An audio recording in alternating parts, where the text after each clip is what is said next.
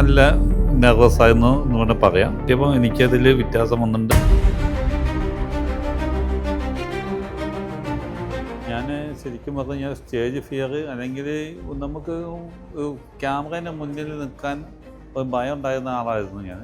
അപ്പോൾ ഇവിടെ വന്ന ഈ സിറിൽജി നമുക്ക് ഒന്നിൻ്റെ ടിപ്സ് പറഞ്ഞു തന്നു. പിന്നെ നമ്മളെ കൂടെ നിന്ന് എങ്ങനെയൊക്കെ ആയിരിക്കും നമ്മൾ കമ്മ്യൂണിക്കേഷൻ, നമ്മൾ സംസാരിക്കുമ്പോൾ നമ്മൾ ബോഡി ലാംഗ്വേജ് എങ്ങനെയായിരിക്കണം, നമ്മൾ എന്താ പറയുക, കൂടെ നിന്ന് നമ്മളെ കൊണ്ട് ഒരു 1ാം ക്ലാസ്സിലെ കുട്ടിയെ കൈയക്ഷരം പഠിപ്പിക്കുന്ന പോലെ ആ ലെവലിലായിരുന്നു ഇന്നത്തെ ട്രെയിനിങ്. ഏതായാലും എനിക്ക് വളരെ ഇഷ്ടമായി.